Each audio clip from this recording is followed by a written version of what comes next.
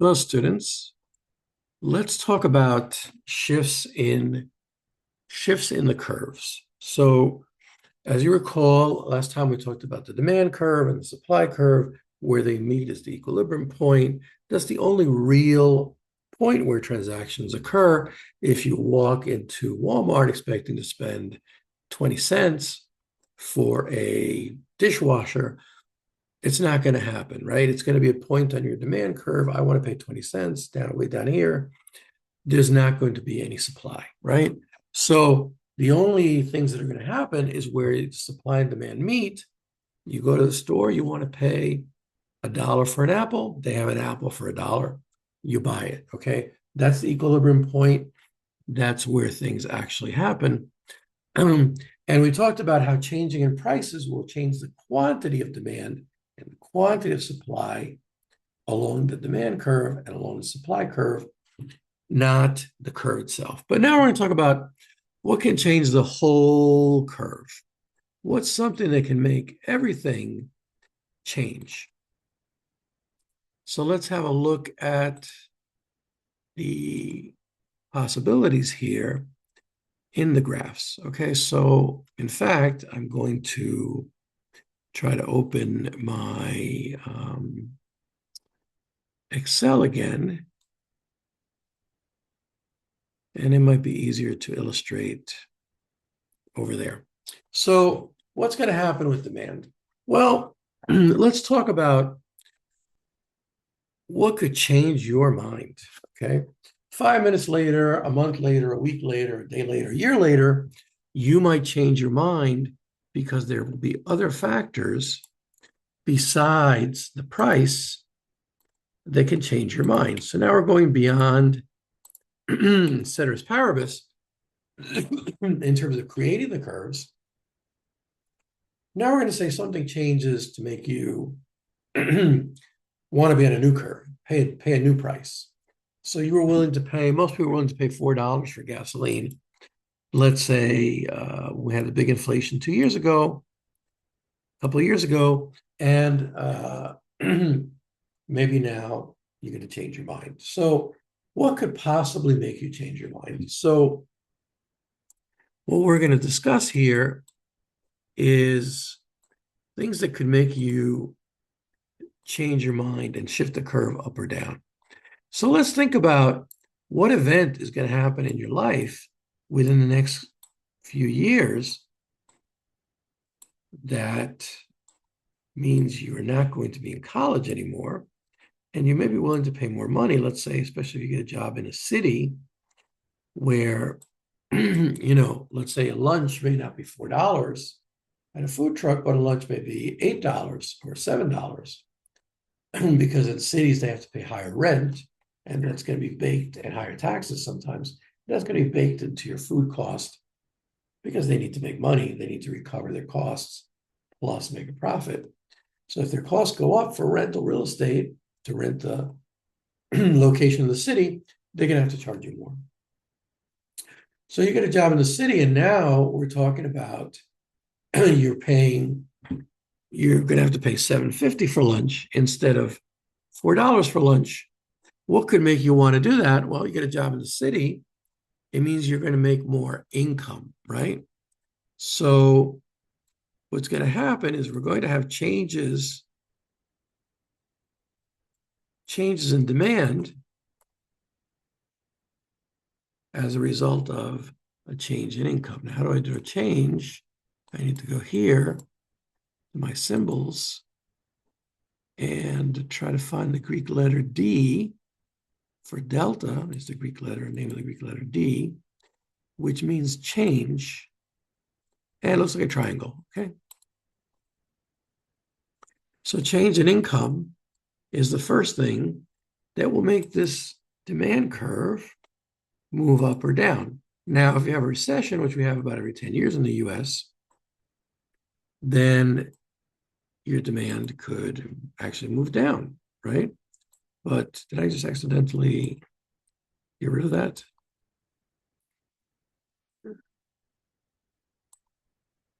So, but let's assume that instead what's going to happen is you're going to be making more money and you're going to have to pay more.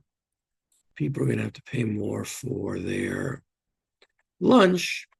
And so the suppliers are going to charge you more as well, which will force you to pay more. And let's see if we get to get these two lines to meet at 750. Yeah, so those are going to be your new lines. And we're mostly focused on your demand curve. We're going to call this D0. And normally we do sub-zero. So that means we make the font to be a subscript. And that means the demand at time 0, which means now. And then the demand at time 1 is going to be over here.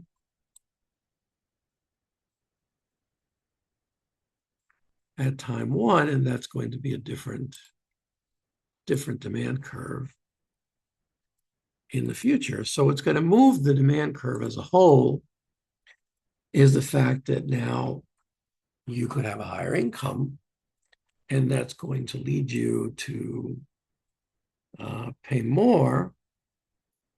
And then you're going to have a new equilibrium point. This would be E sub 0.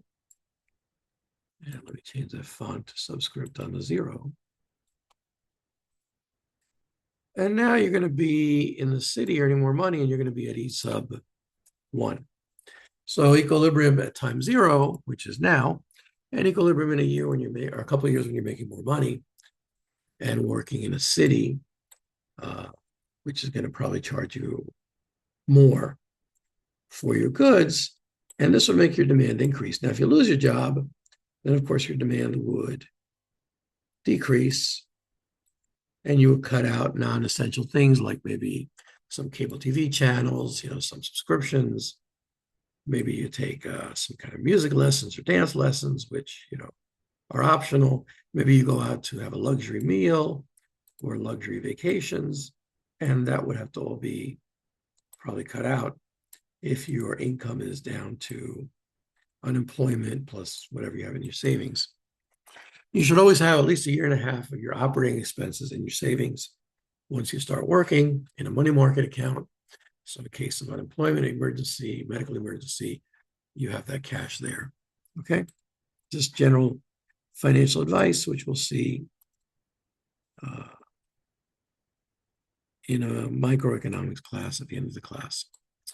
Okay, so we went over this, and now what's going to happen is the new schedule, there's going to be brand new numbers, and basically what's going to happen is we determine that most people will be paying $7.50,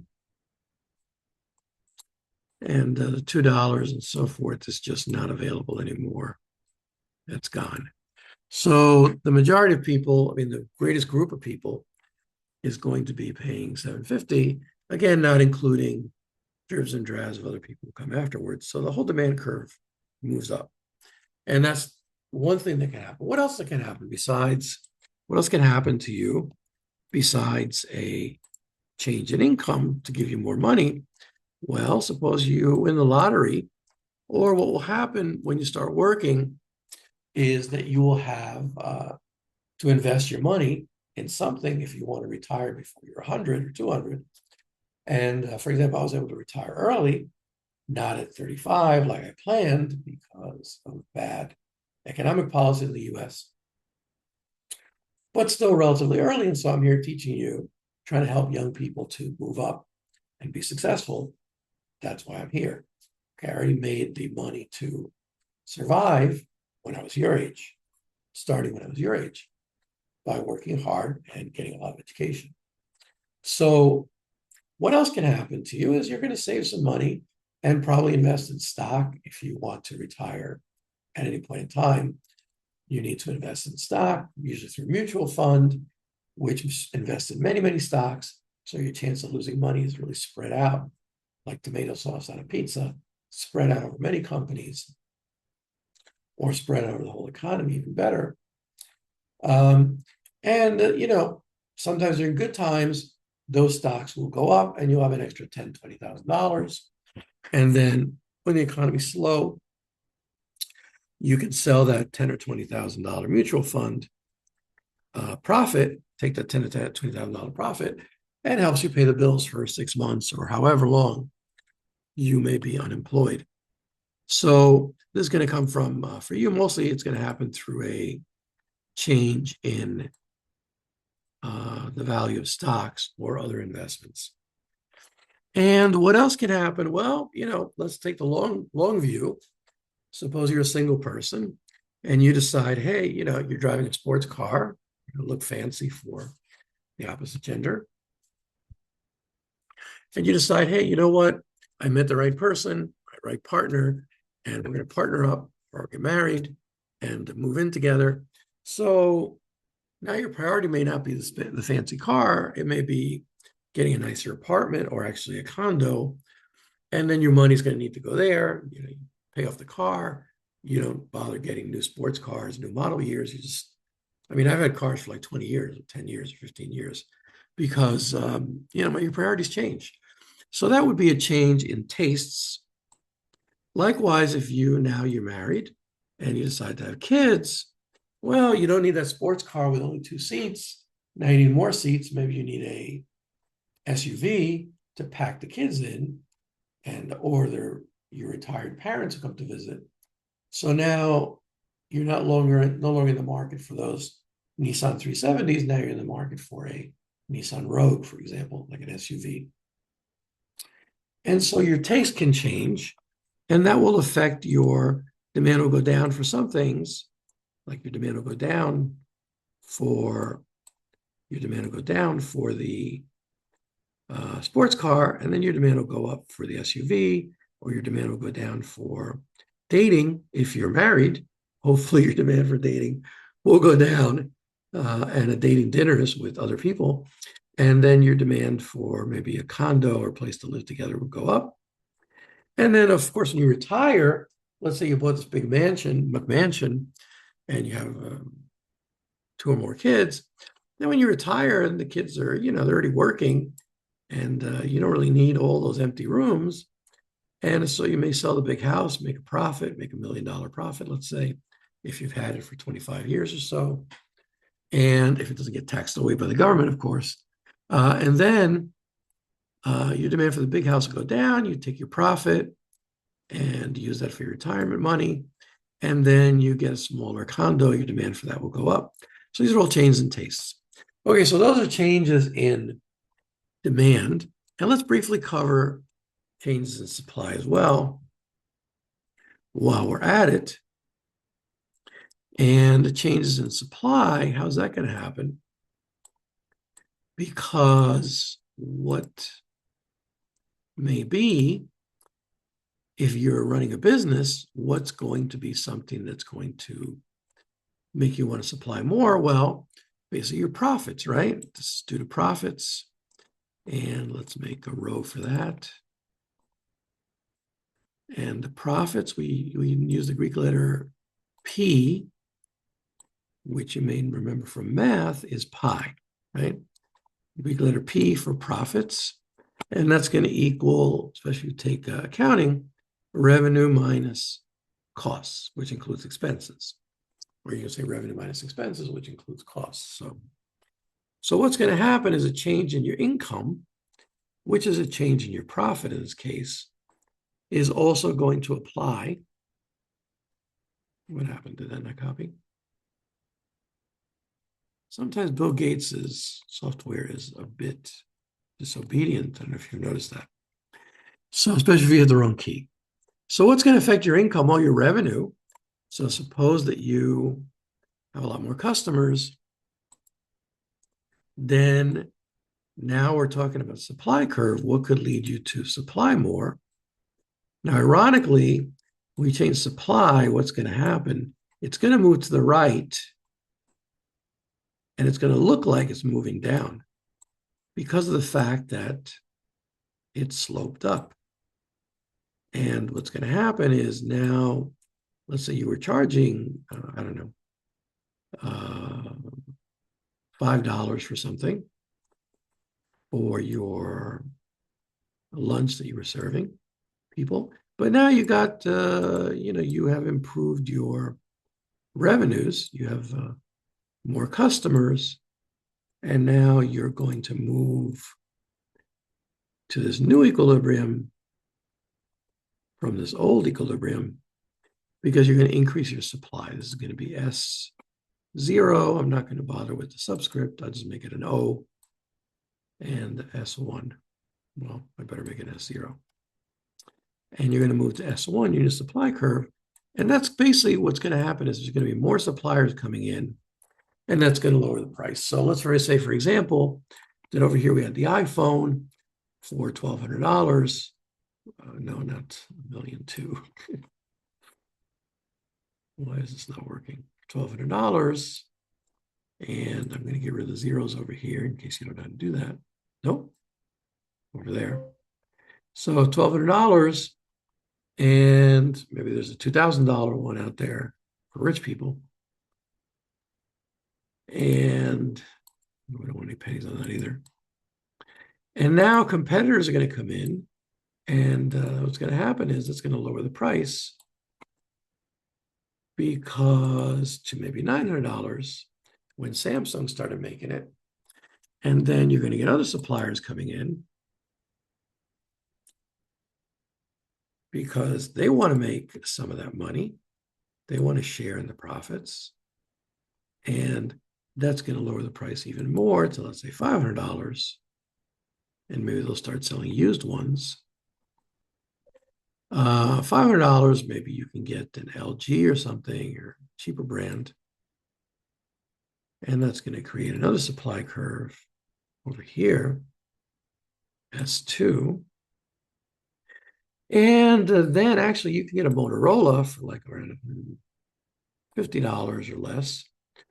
So it means you have more suppliers jump in to share the pie. And then that's going to create this $150 price way, way down here. Because now you have another supply curve here, S3. And this is what's happened with cell phones. So this is the theory of capitalism. And this is actually how capitalism is supposed to work, right? Get rid of these demand. Just keep the demand as it is. And even if demand stays as it is, then what's going to happen is you see the supply curves look like they're moving down. But no, remember, up and down over here is price. The only thing that's moving down is price. And then the supply curve here, S1, S0, S1, S2, S3 is going down because prices are going down, quantity is going up. So when you have more supply, everything is good, okay? And we're not looking at these supply and demand schedules anymore. So let me erase them so that they don't confuse you. And we'll save this file. No, it doesn't want to save. S&D shifts. Whoops. Let me make sure I remember that F in there. And so your income can go up and then your supply will go up, right? Alternatively, what else affects besides your income or what else affects your income here besides your revenue? What else do you see there? Your costs, right? Put that one in red. So in this case, what's going to shift the supply curve is also going to be your costs. Change in costs. And that's a negative. So it's whatever's cost going up, you're going to produce less. You're going to have less people able to afford to produce things. So what's going to happen if the minimum wage is increased? That's happened in California. They raised the minimum wage from like, I don't know what it was before, maybe $5 or $7. And they changed it to $20, I believe, for the fast food workers. And what was the immediate result of that? A lot of fast food joints or stores could not afford to stay in business because they couldn't afford to pay $20 an hour and still pay the rent and the price of the meat for the burgers and chicken burgers and everything else. So what happened as a result is many places closed their doors and fired people, because when your costs go way up, then that's what's going to happen. You need to reduce your costs somehow. And the way that that happens is through layoffs. So that's why you see during bad times, people get laid off, because otherwise they're going to go out of business, because if their revenue goes down and their costs stay the same, well, you could go out of business. So these are going to be the changes in supply, in the supply curves. And we'll have another video looking at what are the consequences of changes in supply and demand. But basically, this is what are changes in demand, not quantity of demand, but all of demand. Changes in supply, not quantity of supply, as in the previous lessons, but all of supply. And we're going to end it right there for today. Now, if I can only find the off switch on here, that would be really good.